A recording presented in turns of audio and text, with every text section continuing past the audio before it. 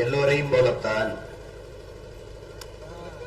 இந்த மண்ணில் இதுவரை இருந்த அரசியல் கட்சிகள் எங்களுக்கானது, என் மண்ணுக்கானது, என் மக்களுக்கானது, என் நிலத்திற்கானது, அதன் வளத்தை காப்பாற்றுவதற்கானது, என் மொழிக்கானது, என் இலக்கியத்திற்கானது, என் கலைக்கானது, என் வரலாற்றுக்கானது, என் வழிபாட்டுக்கானது, என் மலைக்கானது, என் காடுகளுக்கானது, என் கடலுக்கானது, என் ஆறுக்கானது, என் அருவிக்கானது என்று நாங்கள் எண்ணிக்கொண்டிருந்தோம். ஒரு காலகட்டத்தில் இவர்கள் எல்லாம் எங்களுக்கு ஏதாவது ஒன்றென்றால் தங்களுக்கு நேர்ந்தது போல முன்னின்று காப்பார்கள் என்று நம்பிக்கொண்டிருந்தோம். என்னுடைய ஆர்மீர் இளவல் கல்வியாளர் ஹுமாயூன் அவர்கள் குறிப்பிட்டது போல, எங்களுடைய கொள்கை பரப்பு செயலாளர் தம்பி சாட்டை துரைமுருகன் அவர்கள் கூறியது போல, எங்கள் உயிருக்கு நிகரான மொழி தமிழ். மற்ற இனங்களுக்கெல்லாம் மொழி ஒரு தொடர்பு கருவி. எங்களுக்கு மொழி உயிர், எங்கள் முகம், எங்கள் முகவரி, எங்கள் அடையாளம், எங்கள் இலக்கியம், எங்கள் கலை, எங்களுடைய வழிபாடு, எங்களுடைய வரலாறு, எங்களுடைய வாழ்க்கை, எங்களுடைய அரசியல். ஆனால் கண்முன்னே எங்கள் தாய்மொழி சிதைந்து அழிந்து கொண்டிருப்பதை இவர்கள் பொறுத்தார்கள், சகித்தார்கள், அழித்து ஒழித்தார்கள். மணக்கவரும் தண்டலிலே குளிராய் இல்லை, தோப்பில் நிழலாய் இல்லை, தனிப்பைதாம் துன்பம் இது தமிழகத்தின் தமிழ் தெருவில் தமிழ்தான் இல்லை என்று வருந்தி பாடினான் எங்கள் புரட்சி பாவலர். தமிழுக்கு அமுதென்று பெயர், அந்த தமிழ் இன்பத்தமிழ் எங்கள் உயிருக்கு நேர் என்று முழங்கிய பாரதிதாசன் எங்கள் தாத்தன். உயிருக்கு நிகரான மொழி எங்கள் கண்முன்னே சிதைந்து அழிவதை பார்க்கிற கொடும் சூழலுக்கு நாங்கள் தள்ளப்பட்டோம். தாய்மொழி எழுத படிக்க பேச தெரியாத ஒரு 3 தலைமுறைகளை இந்த கட்சி ஆட்சிகள் உருவாக்கி நிறுத்தியது. தமிழர்கள் நாங்கள் என்ற இன உணர்வு, மான உணர்வு, தேசிய உணர்வு இல்லாது சாதிய மத உணர்வை திட்டமிட்டு எங்களுக்கு ஊற்றினார்கள். மொழி பற்ற இனப்பற்று இல்லாது பார்த்துக் கொண்டார்கள். சாதிய பற்று, மதப்பற்றை வழிந்து வழிந்து எங்களுக்கு ஊட்டி வளர்த்தார்கள். தன்னின பகையால் நாங்கள் ஒருவருக்கொருவர் மோதிக்கொண்டு தாழ்ந்து வீழ்ந்தோம். நாங்கள் சிந்திய ரத்தத்தை நக்கி குடிக்கிற ஓநாய்களாக இந்த இந்திய திராவிட கட்சிகள் வாழ்ந்து வளர்ந்தது. கண்முன்னே எங்கள் உரிமைகள் எல்லாம் பறிபோனது. பறித்துக் கொண்டு போனவர்கள் இந்திய பெருநிலத்தை ஆண்ட இந்திய கட்சிகள், பறிகொடுத்து நின்றவர்கள் நீண்ட காலமாக எங்களை ஆண்ட திராவிட கட்சிகள்.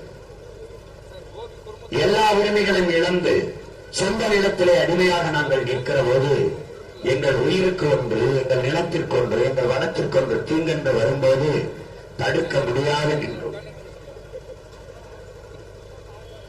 உலகெங்கிலும் எல்லோரும் அரிய பெரிய அறிஞர்கள் எல்லாம் அணுகுண்டு மேலே அமர்ந்திருப்பதும் அணு உலைக்கு பக்கத்திலே குடியிருப்பதும் இரண்டும் ஒன்றுதான்.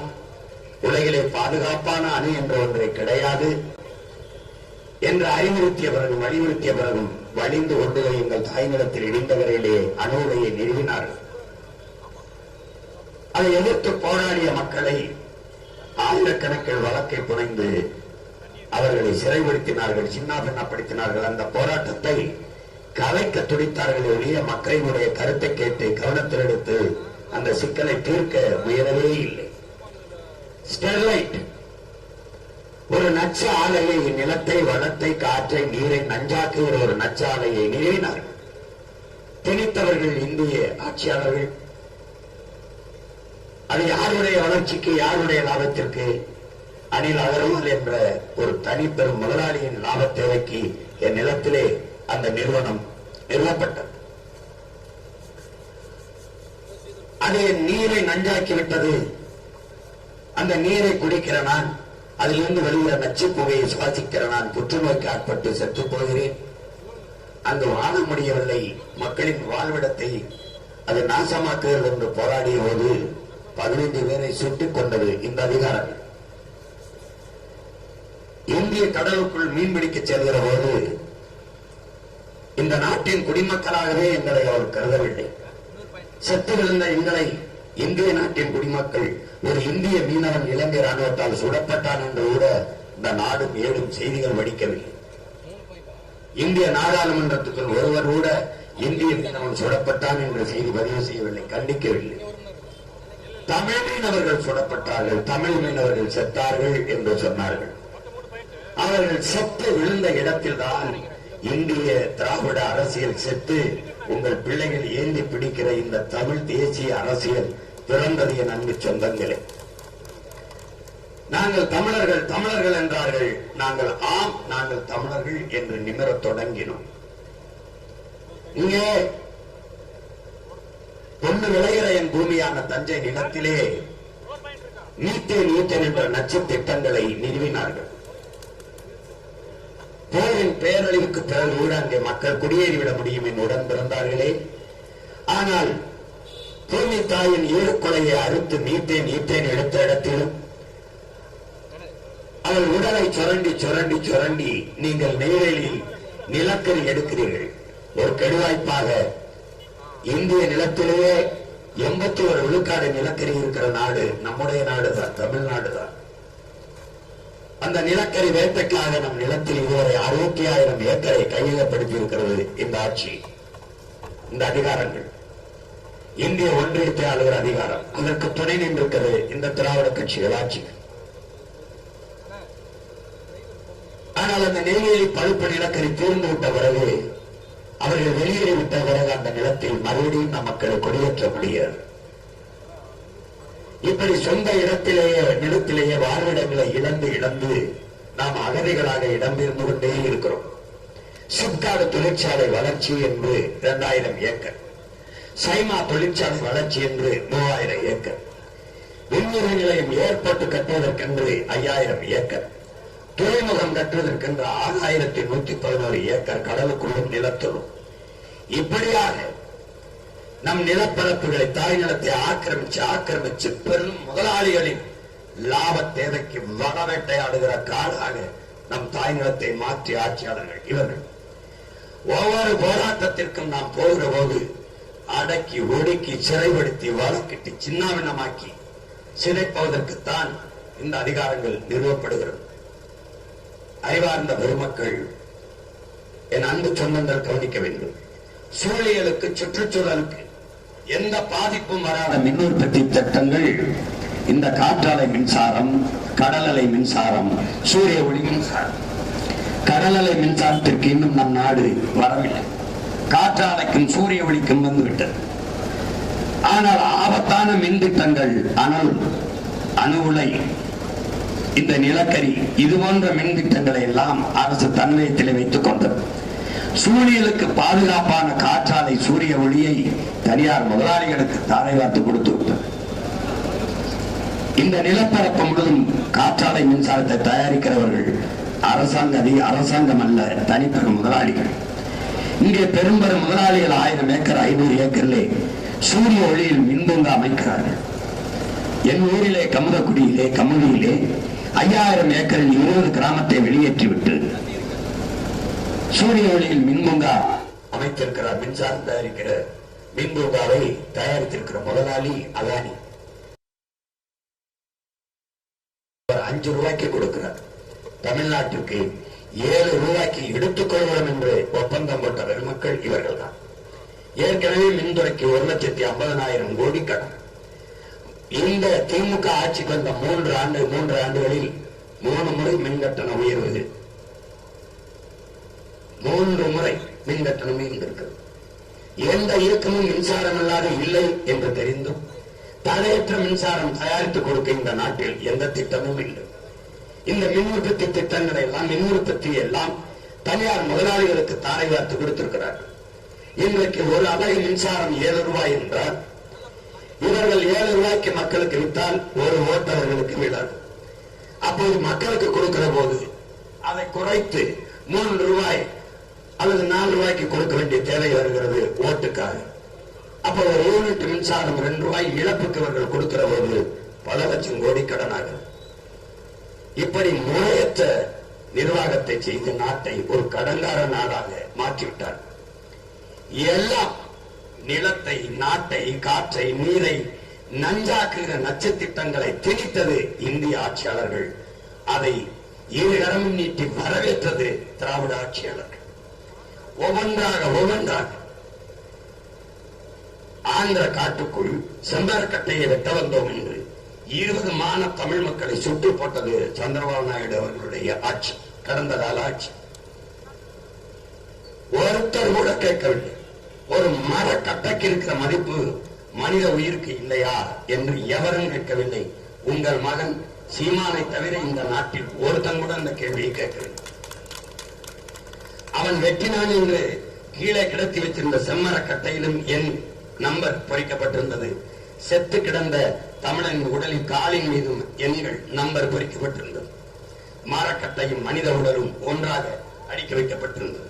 அறிவார்ந்த பெருமக்களை, அதே காட்டுக்குள் ஒரு மானை, 2 மயிலை, ஒரு காட்டு எருமையை, ஒரு யானையை, ஒரு கரடியை சுட்டு போட்டிருந்தால் உலகம் எப்படி கொந்தளித்திருக்கும் என்பதை அறிவார்ந்த எனது மக்கள் சிந்தித்து பார்க்க வேண்டும். ஆனால் மான தமிழ் மக்கள் ஒரு தமிழனாக பிறந்ததினாலே சுட்டுக் கொல்லப்பட்டான், நாடிட்டு கிடந்தான். ஆட்சியாளர்கள் வாய்மூடி நின்றார்கள். இந்தியாவை ஆண்டு கொண்டிருந்த ஐயா மோடி ஒரு கண்டனம் இல்லை. இப்படி ஒரு மனித படுகொலை அது வருந்தத்தக்கது என்று கண்டனம் இல்லை. இந்த நிலத்தை ஆண்டு கொண்டிருந்த எவரிடத்திலும் கண்டன குரல் எழவில்லை. அப்போது தெரிந்தது இவர்கள் நமக்கானவர்கள் அல்ல. இவர்கள் நம் உரிமைக்காக, நம் உயிருக்காக, நம் உணர்வுக்காக, நம் மொழிக்காக, நம் நிலத்திற்காக, வளத்திற்காக நிற்க மாட்டார்கள் என்ற தெளிவு கொஞ்சம் கொஞ்சமாக எங்களுக்கு வர தொடங்கியது. இந்திய கடலுக்குள் 850 மீனவர்கள் இதுவரை கொல்லப்பட்டிருக்கிறார்கள். இதுவரை குஜராத்தில் ஒரு மீனவன் பாகிஸ்தான் கடற்படை ராணுவத்தால் கைது செய்யப்படுகிறான். அங்கே பாதுகாப்புக்கு நின்ற இந்திய கடற்படை ராணுவம் திரட்டி போய் தடுத்த அந்த மீனவனை மீட்டுக் கொண்டு வருகிறது. வலையொலியில் செய்தி. அதே கடற்படை ராணுவம் இந்திய கடலுக்குள் பாதுகாப்பு பணியை செய்து கொண்டிருக்கிறது. எவராவது சொல்லுங்கள், ஒரு மீனவனை இந்த நாட்டின் குடிமகன் என்ற முறையில் இலங்கை ராணுவம் கைது செய்யும் போது தடுத்து காத்து மீட்டது என்ற ஒரு செய்தியை நீங்கள் படித்ததுண்டா, பார்த்ததுண்டா? இல்லை. தன் நாட்டு குடிகளை நடுக்கடலில் வச்சு சுட்டுக் கொள்ளும் போது இந்த பாதுகாப்புக்கு நிற்கிற கடற்படை ராணுவம் என்ன செய்து கொண்டிருந்தது? யாரிடமிருந்து யாரை பாதுகாக்க அந்த பாதுகாப்பு படை, அந்த கடற்படை ராணுவம் அங்கே நிற்கிறது? இந்த கேள்வியில் இந்த நிலத்தில் யார் எழுப்பியது? இந்த கட்சி ஆட்சிகள் ஏன் எழுப்பவில்லை? 39 பாராளுமன்ற உறுப்பினர்கள் முன்பு, இப்போது 40 நாடாளுமன்ற உறுப்பினர்கள். இப்போது இவர்கள் இது குறித்து எழுப்பிய குரல், எழுப்பிய கேள்வி ஏதாவது ஒன்று இல்லை. அப்போது நமக்கு என்ன தோன்றுகிறது? இவர்கள் நமக்கானவர்கள் இல்லை, இந்த நாட்டுக்கானவர்கள், இந்த நாட்டு மக்களின் நலனுக்கானவர்கள் இல்லை. ஒவ்வொன்றாக சொல்லிக்கொண்டே போகலாம். உடன் பிறந்தார்களே, அப்போதுதான் தெளிவாகிறது இவர்கள் நமக்கானவர்கள் இல்லை, நமக்கு வேற வழியே இல்லை என்று சொல்கிற போது, ஏன் நாமே ஒரு வழியாக மாறக்கூடாது என்பதை உணர்ந்து தெளிந்த பிறகுதான் உங்கள் பிள்ளைகள் நாங்கள் சாதி மத உணர்ச்சிகள் எங்களை பிளந்து பிரிக்கிறது. அதனால் இந்த நிலத்தில் நிலம் சாராதவன், பெருத்த தமிழ் குடிகளாக இல்லாதவன் அதிகாரத்துக்கு வந்து எங்களை 60 ஆண்டுகளுக்கு மேலாக ஆட்சி அதிகாரத்தை செலுத்தி அடிமைப்படுத்தி நிற்கிறார். நாங்கள் ஒருவருக்கொருவர் மோதிக்கொண்டு சிக்கிக்கொண்டு சொந்த தாய் நிலத்திலே அதிகார வலிமையற்ற அடிமைகளாக 2 சீட்டு 3 சீட்டுக்கு நின்று கொண்டு நிற்கிறோம். முன்னாடி நிற்கிற என் உயிர்க்கினிய உறவுகளை ஆழ்ந்து சொல்லுங்கள். இதுவரை தமிழர் நாட்டிலே தனித்து நின்று ஒரு கட்சி, எளிய பிள்ளைகள், உங்கள் பிள்ளைகளின் கட்சி 234 தொகுதியிலும் தனித்து நின்று போட்டியிட்ட கட்சியை நீங்கள் பார்த்ததுண்டா? இல்லை. 40 பாராளுமன்ற தொகுதியிலும் தனித்து நின்று போட்டியிட்ட கட்சியை பார்த்ததுண்டா? இல்லை. எவரோடும் ஏன் சீமா நீ கூட்டணி வைக்க மாட்டேங்கிறாய், எப்படி வெல்வாய் என்று இந்த நிலத்திலே பெரிய கூட்டணி வைத்திருக்கிற ஒரே கட்சி உங்கள் பிள்ளைகள், நாங்கள் நடத்துகிற நாம் தமிழர் கட்சி தான். 8 கோடி மக்களை நம்பி என் மக்களோடு மக்களாக சேர்ந்து என் மக்களுக்காக களத்தில் நிற்கிற ஒரே அரசியல் கட்சி நாம் தமிழர் கட்சி தான். நாங்கள் தோற்றிருக்கிறோம். யாரிடத்திலே? எங்களை பெற்றவரிடத்திலே. தோற்றிருக்கிறோம் எங்கள் உடன் பிறந்தாரிடத்திலே. இது யாருக்கான தோல்வி? என் மக்களுக்கான தோல்வி. எங்களை தோற்கடித்த என் மக்கள் ஒரு நாள் தோளில் தூக்கி வைத்து எங்களை கொண்டாடுவார்கள். ஏன்? எதற்காக? ஒரு காலம் வரும், அப்போது நேர்மையாக வாழ்வது என்பது உள்ளங்கையில் நெருப்பு துண்டை வைத்திருப்பதற்கு சமமாக இருக்கும் என்று நபிகள் நாயகம் ஸல்லல்லாஹு அலைஹி வஸல்லம் அவர்கள் போதித்திருக்கிறார். இந்த காலம்தான் அந்த காலம். நேர்மையாக நிற்பது என்பது உள்ளங்கையில் நெருப்பு துண்டை வைத்திருப்பதற்கு ஒப்பாக இருக்கிறது. காசு கொடுக்காமல் எப்படி செய்வாய்? பணம் இல்லாத எப்படி அரசியல் செய்வாய்? பணம் இருப்பவன் தான் அரசியல் செய்ய முடியும் என்ற நிலை இருந்தால் அங்கே முதலாளிகளுக்கான அதிகாரம் கட்டமைக்கப்படுகிற ஒழிய உழைக்கும் அடித்தட்டு மக்கள், பாட்டாளி மக்கள், உழவுகளுடைய மக்கள், தொழிலாளர் தோழர்களுக்கான அதிகாரம் எப்படி வருவோம்? எங்கே மக்களுக்கான அதிகாரம் வரும்?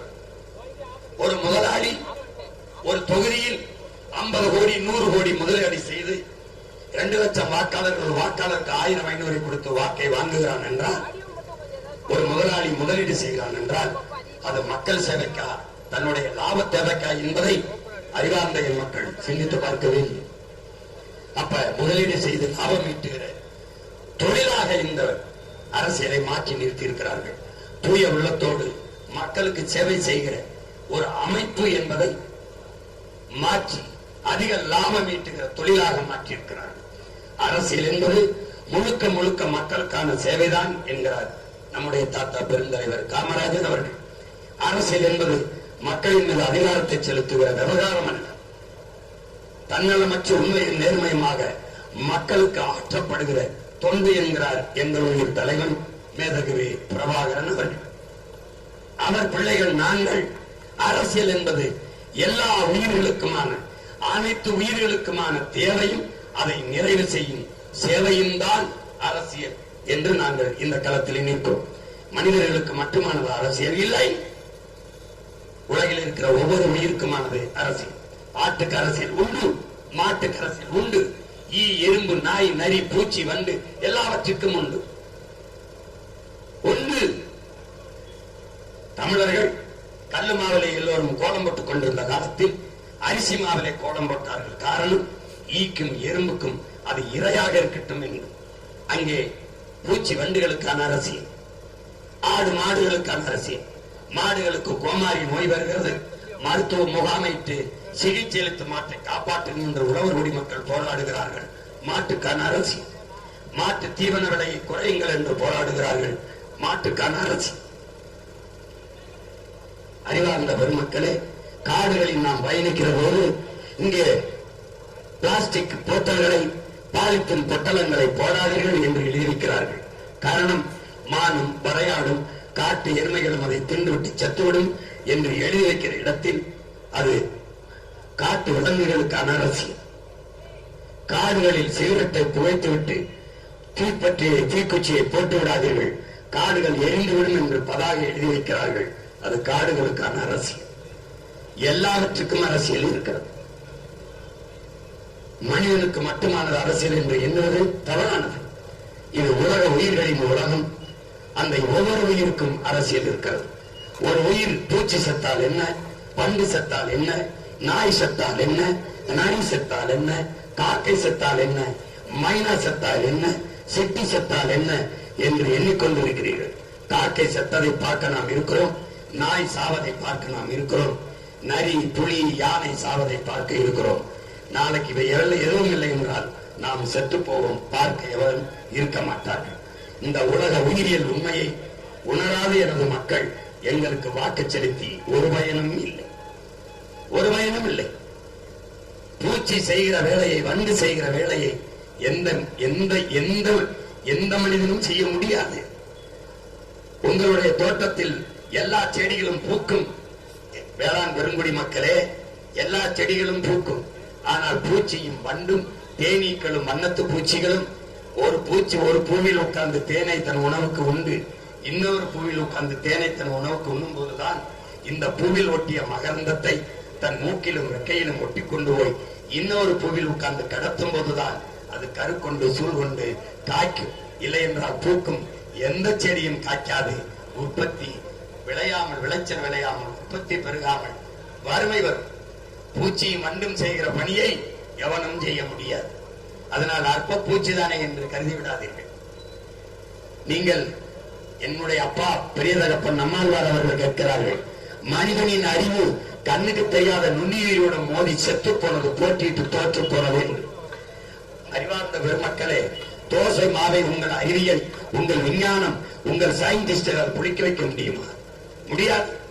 தோசை மாவை கண்ணுக்கு தெரியாத பூஞ்சை, காளான், பாக்டீரியாக்கள் என்கிற பல லட்சக்கணக்கான நுண்ணுயிரிகள் தான் அதை புளிக்க வைக்கிறது. பாலை உங்களால் தயாராக்க முடியுமா? முடியாது. உங்கள் விஞ்ஞானத்தால் ஆக்க முடியாது. பாலை தயாராக்க கண்ணுக்கு தெரியாத அந்த நுண்ணுயிர்களால் தான் ஆக்க முடியும். நீங்கள் செடிக்கு தண்ணி ஊற்றுகிறீர்கள், மரத்துக்கு தண்ணி ஊற்றுகிறீர்கள். அந்த தண்ணீரை உங்கள் செடியும் மரமும் தனக்கு உணவாக எடுத்துக்கொள்ள முடியுமா? முடியாது. பிறகு எப்படி? உங்கள் கண்ணுக்கு தெரியாத அதன் வேருக்கு கீழே பல கோடிக்கணக்கான நுண்ணுயிர்கள் இருக்கிறது. கையில் எடுத்து பாருங்கள், உடன் பிறந்தார்களே, அது மண்ணல்ல, பல கோடிக்கணக்கான உயிர்களின் திரட்டு என்பதை நீங்கள் உணர்வீர்கள். அந்த நுண்ணுயிர்கள் தன் உணவு தேவைக்கு நீரை உண்டு அதை மரம் செடிகளுக்கு உணவாக மாற்றி கொடுக்கிறது.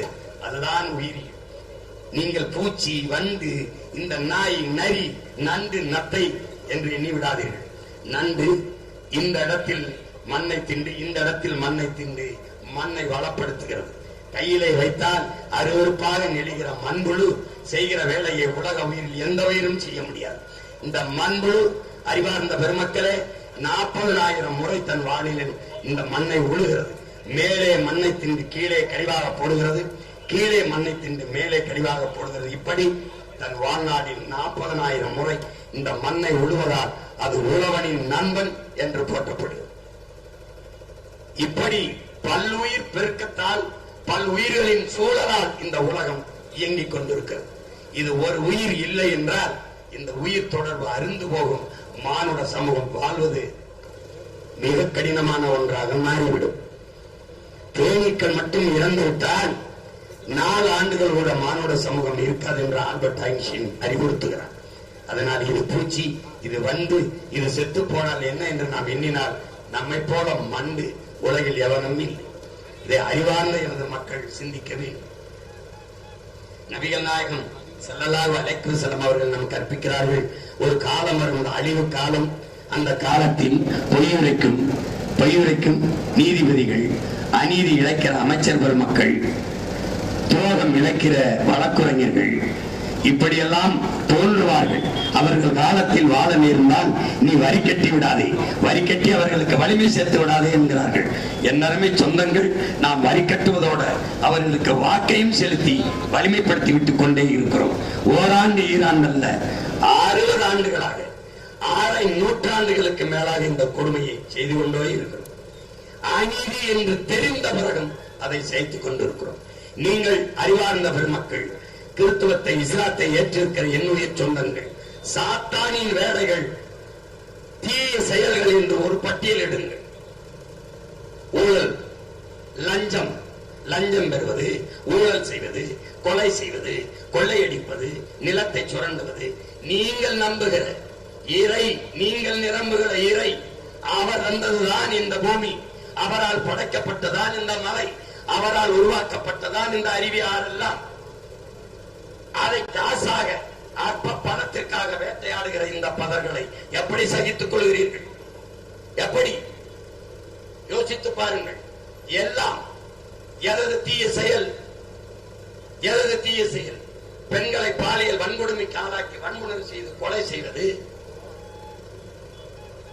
சக உயிரை வெட்டி கொலை செய்வது, கணக்கில்லாத மதுவை அரசே வித்து காசை ஈட்டுவது, அதை கொண்டு நான் நல்லது செய்கிறேன் என்று மக்களை ஏமாற்றுவது, எதுவெல்லாம் நீங்கள் சாத்தானின் செயல் என்று சொல்கிறீர்களோ அதை இந்த அதிகாரங்கள், இந்த ஆட்சியாளர்கள் செய்கிறார்களா இல்லையா? பட்டியலிடுங்க. இறைவன் செயல், நற்செயல் என்று நீங்கள் சொல்கிற எதையாவது ஒன்றை இந்த ஆட்சியாளர்கள் செய்திருக்கிறார்கள் என்று நீங்கள் பட்டியலிடுங்க. ஒன்று கிடையாது. அப்ப தீய செயல்களை தொடர்ந்து செய்கிற, சாத்தானின் செயலை தொடர்ந்து செய்கிற இந்த சாத்தான்களுக்கு நாம் தொடர்ச்சியாக வாக்கை செலுத்தி வலிமைப்படுத்துவது எவ்வளவு பெரிய கொடுமை என்பதை அறிவார்ந்த எனது மக்கள், என் அன்பு சொந்தங்கள் சிந்தித்து பார்க்க வேண்டாமா? இந்த ஆட்சியாளர்கள் இந்த இஸ்லாமிய கிறிஸ்தவ மக்களை பார்த்து முதலில் சொல்கிறது, நீங்கள் சிறுபான்மை. சொல்பவன் யார்? சொல்பவன் யார்? மொழி சிறுபான்மை. கருணாநிதி இந்த நாட்டில் பெரும்பான்மையா? எம்ஜிஆர் இந்த நாட்டில் பெரும்பான்மையா? அம்மையார் ஜெயலலிதா இந்த நாட்டில் பெரும்பான்மையா? யார் நீங்கள்? நீங்கள் மொழி சிறுபான்மை. உலகெங்கிலும் எந்த நாட்டிலேயாவது மதத்தை வைத்து மானுட சமூகத்தை கணக்கிட்டிருக்கிறான் என்று வரலாற்றில் எவனாவது ஒருவன் காட்ட முடியுமா? சான்று இல்ல என்னோட வாதிட்டு நிறுவ முடியுமா? உலகிலே எங்கேயாவது? ஐரோப்பாவில் எல்லா நாடுகளிலும் கிறிஸ்தவன் தான், ஒரே மதம் தான். பிறகு ஏன் இத்தனை நாடுகளிலும் உயிர் சொந்தங்களே? எதற்காக? எதற்காக டென்மார்க்? எதற்காக சுவிஸ்? எதற்காக நாடு? எதற்காக பிரான்ஸ்? எதற்காக ஜெர்மன்? எதற்காக? ஒரே நாடு, ஒரே மதம் தான். ஏன்? மொழி வழியே தேசிய இனங்கள், நிலங்கள். இதுதான் வரலாறு. இந்தியாவிலிருந்து பாகிஸ்தான் பிரிந்தது காரணம் என்ன? மார்க்கம். ஓர் இறை, ஏக இறைவன் அல்லாஹ், ஒரே வழி, நபிகளின் மொழி ஏற்று ஒரு மார்க்கமாக வெளியே போனோம். தனி நாடு பாகிஸ்தான். பாகிஸ்தானில் இருந்து பங்களாதேஷ் பிரிந்ததற்கு காரணம் என்ன? என்னுடன் பிறந்தார்களே, காரணம் என்ன? இந்தியாவில் இருந்து பிரிந்து செல்ல காரணம் மார்க்கம். பாகிஸ்தானில் இருந்து பங்களாதேஷ் பிரிய காரணம் மொழி. உருது ஆட்சி மொழி, பாகிஸ்தானின் ஆட்சி மொழி உருது என்ற உடனேயே டாக்கா பல்கலைக்கழகத்திலே படித்துக் கொண்டிருந்த முஜிபுர் ரஹ்மான் நண்பர்களும் என் மொழி வங்க மொழி என்னானது என்று கேட்டார்கள். அவன் உருது, நான் வங்காய். நான் இஸ்லாத்தை ஏற்றிருக்கிறேன், ஓர் இறையை ஏற்று, நபி மொழியை வழியாக ஏற்று ஒரு மார்க்கத்தை ஏற்றிருக்கிறேன். ஆனால் அவன் அரேபியன், அவன் ஈரானியன், அவன் உருது, நான் தமிழன். இதுதான் என் அன்பு மக்களே உலகெங்கும் இருக்கிற மரபு, உலகெங்கும் இருக்கிற அடையாளம். அதை விட்டுவிட்டு சிறுபான்மை சிறுபான்மை என்றால் பெரும்பான்மை தேசியத்தின் மக்களை அவர்கள் தாய் நிலத்திலே நீங்கள் சிறுபான்மை சிறுபான்மை என்று சொல்லி அவர்களை அச்சப்படுத்துவது மாதிரி ஒரு அயோக்கியத்தனம் உலகத்தில் உண்டா? சிறுபான்மை மக்களின் பாதுகாவலர் கருணாநிதியின் திமுக என்று ஐயா ஸ்டாலினும் அந்த அவர் மகன் உதயநிதியும் நீங்கள் நம்பிக்கொண்டிருக்கிறீர்கள். அவர்களை பாதுகாப்பது யார்? அவர்களா பாதுகாப்பு? இந்த நம்பி, இதை நம்பி நம்பி பல ஆண்டுகளாக 15-20 விழுக்காட்டு வாக்கை இஸ்லாமிய கிறிஸ்தவ மக்கள் அந்த குடும்பத்திற்கு அவர்கள் கட்சிக்கு போட்டு போட்டு போட்டு அவர்களை வாழவும் ஆளவும் வைத்து பாதுகாப்பது நீங்கள் தான் என்பதை எப்போது உணரப் போகிறீர்கள்? அவர்களுக்கான பாதுகாப்பு நீங்கள் தான், உங்களுக்கான பாதுகாப்பு அவர்கள் அல்ல என்பதை என்று உணர்ந்து தெளிகிறீர்களோ அன்று இந்த மகனுக்கு ஓட்டு போடுங்கள். போதும். நீங்கள் என்றைக்கு பெரும்பான்மை தேசியத்தின் மக்கள் என்று தெளிவு பெற்று எழுச்சி கொள்கிறீர்களோ அன்றுதான் இந்த நாடு மக்களும் நிம்மதியாக வாழ முடியும். இந்த நிலத்திலே ஆகப்பெரும் தலைவன் ஒருத்தன் பிறந்தான்.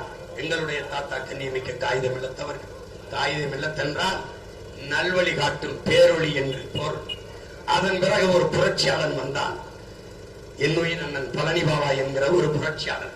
அவன் சொன்னான், என் உடன் பிறந்தார்களே, என்னும் தமிழ் மக்களே, நீங்கள் சாதி மதங்களாக பிளந்து பிரிந்து நின்றீர்கள் என்றால் தனிமைப்படுத்தப்படுவீர்கள், அச்சுறுத்தப்படுவீர்கள். மொழி இனமாக இணைந்து நின்றீர்கள் என்றால் வலிமை பெறுவீர்கள், பாதுகாப்பாக வாழ்வீர்கள் என்றார்.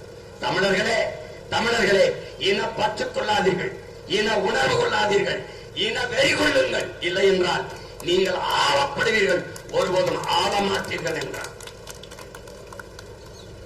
அந்த மகனின் வார்த்தையை எண்ணி பாருங்கள். அவன் சொன்னான், நான் இறந்தால் திமுகவின் கொடியை, அந்த இருவண்ண கொடியை என் நெஞ்சின் மீது போட்டு புதையுங்கள் என்று சொன்னான். அவனே இறுதி நாளில் சொன்னான், மானமுள்ள ஒரு தமிழன் திமுகவுக்கு ஓட்டு போடுவானா என்று சொன்னான். ஏன் சொன்னான்? அவன் மானமுள்ள தமிழன், அதனால் சொன்னான். நாங்களே நிற்கிறோம், மானமுள்ள தமிழர்கள் இந்த தீய அரசியல் சக்திகளை ஒழித்து தூய அரசியலை தமிழர் நாட்டில் நிறுவ வேண்டும் என்பதற்காக நிற்கிறோம். நாங்கள் எடுத்து வைக்கிற அரசியல் கோட்பாடுகளை ஆழ்ந்து கவனியுங்கள். சரி என்று பட்டால் வாக்கு தாருங்கள், இல்லை அவர்களுக்கே போடுங்க. எங்களை தூக்கி சுடுகாட்டில் போடுங்கள். ரோட்ல போட்டு விட்டீர்கள், இனி சுடுகாட்டில் போட வேண்டியதான் ஒன்று, போட்டு விட்டு போங்கள். அவர்களுக்கு வாக்கை போடுங்கள், எங்களுக்கு வாக்கரிசி போடுங்கள். வேற ஒன்றும் சொல்வதற்கு இல்லை. இது போல தொடர்ந்து தொடர்ந்து தோற்றாலும் துவண்டு போகாமல் நம்பிக்கையோடு இந்த அரசியல் களத்திலே நிற்கிற ஒரு அரசியல் படையை உலக வரலாற்றில் இந்திய துணைக்கண்டத்தில் ஏதாவது ஒரு அரசியல் கட்சியை நீங்கள் காட்ட முடியுமா? முடியாது. மற்ற கட்சிகள் என்றால் தோற்று போன பிறகு உடனடியாக கூட்டணி வைத்துவிடும். 8.22 விழுக்காடு வாக்கு, 8.5 விழுக்காடு. இன்றைக்கு இருக்கிறதே தனித்த அதிக பெரும்பான்மை அதிக வாக்கை வைத்திருக்கிற ஒரே கட்சி எங்களுடைய கட்சி தான். நாங்கள் வியாபாரம் செய்வதற்கு எதுவுமே தேவையில்லை. இப்போதே இந்திய தேர்தல் என்றால் ஃபேமிலிக்கு 1000 கோடி, பார்ட்டிக்கு 1000 கோடி. பேரம் பேசியவர்கள் உண்டு. 500 கோடி. தமிழ்நாட்டு தேர்தலிலே 50 சீட்டு, 45 சீட்டு, துணை முதல்வர், அதுபோக 2 அமைச்சர் என்று பேரம் பேசியவர்கள் உண்டு. பேசிக் கொண்டிருப்பவர்களும் உண்டு. வியாபாரம் செய்து பிழைக்கலாம். இந்த வாக்கு போதுமானது.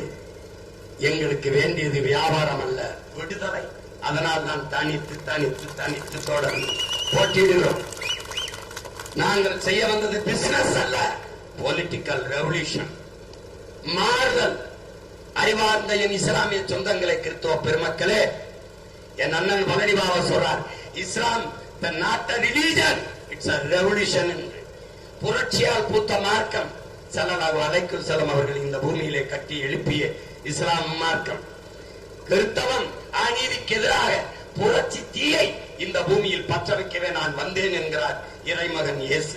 அந்த வழியில் நின்று சற்றும் தளர்ச்சி இல்லாத போராடி கொண்டிருக்கிற உங்கள் பிள்ளைகள் எங்களுக்கு, எங்கள் கைகளிலே உங்கள் வலிமை மிக்க வாக்கை தந்து எங்களை வலிமை மிக்க அரசியல் ஆற்றலாக மாற்றுங்கள். அதை தவிர இந்த மண்ணுக்கு மக்களுக்கும் ஒன்றும் கிடையாது. எங்களை பாருங்கள், அதிகாரம் இல்லை. ஆனால் நான் பெற்ற அளவிற்கு இந்த நாட்டில் எந்த ஆட்சியாளர்களும் மக்களின் குறைகளை தீர்க்க மனுக்களை பெற்றதில்லை. இது ஏக இறைவன் அல்லாஹ் மேலே, இறைமகன் இயேசு மேலே, என் தமிழ் மேலே, என் தாயின் மேலே, என் தலைவன் பிரபாகரன் மீது சத்தியம். இன்று கூட நாங்கள் வீடுகிறது மேற்கு தொகுதியிலே நாங்கள் நீண்ட காலமாக வாழ்கிற இடத்தை இந்த ஆட்சியாளர்கள் இடிக்கிறார்கள், காப்பாற்றவா என்று. இன்னைக்கும் உங்கள் மகன் சொல்கிறேன், டங்ஸ்டன் தொழிற்சாலை, டங்ஸ்டன் சுரங்க தொழிற்சாலையை நிறுவார்கள் என்றார்கள். என்னை தாண்டித்தான் இந்த நிலத்தில் நீ ஒருபடி மண்ணை எடுக்க முடியும், முடியாது என்று கைவிட்டார்கள். 8 வழி சாலை என்றார்கள், கற்களைத்தான் நோண்ட முடியும், சாலை போட முடியாது என்று. முடியாது. பேனா சிலை என்றார்கள், வைத்துப்பார், உடைக்கிறனா இல்லையான்னு வைக்கல.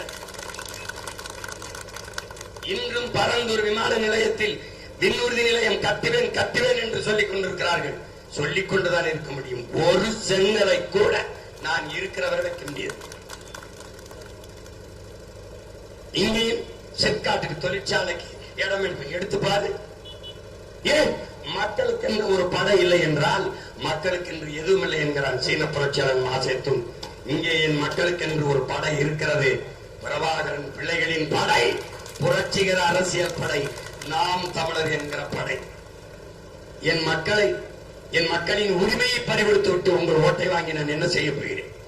நான் ஓட்டை வாங்கி நிற்பதே இந்த மண்ணின் மக்களின் உரிமையை பாதுகாக்கத்தான். அந்த உரிமைகளை எல்லாம் இழந்துவிட்டு, நிலத்தை, வளத்தை எல்லாவற்றையும் இழந்துவிட்டு நான் வாக்கை பெற்று வென்று போய் என்ன செய்ய போகிறேன்? வென்று போனவர்கள் என்ன செய்தார்கள்? அதனால் மாற்றத்தை விரும்பி நிற்கிற மக்கள், மாற்றத்திற்காகவே தொடர்ந்து களத்தில் நிற்கிற உங்கள் பிள்ளைகளை கைவிட்டு விடாது.